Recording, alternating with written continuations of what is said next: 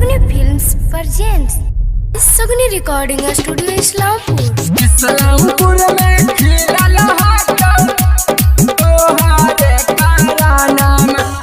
इस्लामपुर में खिलल कौना मामा गे छौड़ी तोहरे कारनाम। आगे घर पर पुलिस आबौ सुबह मामा गे छौड़ी तोहरे कारनाम। गे छौड़ी तोहरे कारनाम और संकट में हो जाना ओदे आफत में पाराना। गे छौड़ी तोहरे कारनाम।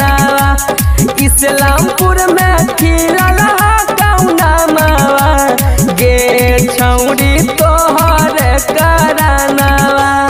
तोहरे कारनाम इस्लामपुर में खिलल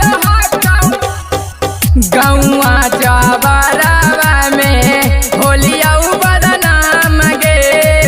हमारा पकड़ेल पुलिस रखले हई नाम गे।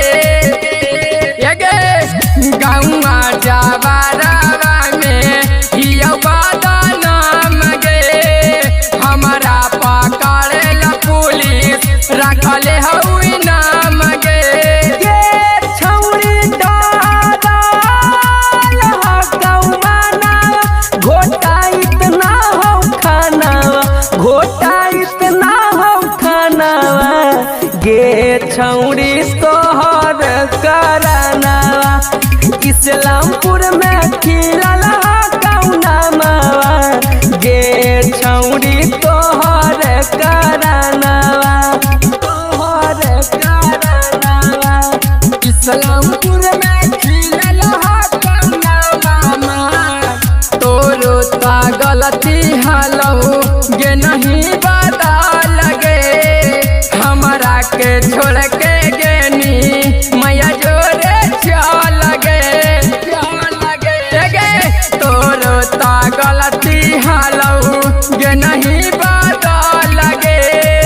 हमारा के छोड़ के गेनी बाबा जोरे चल गे।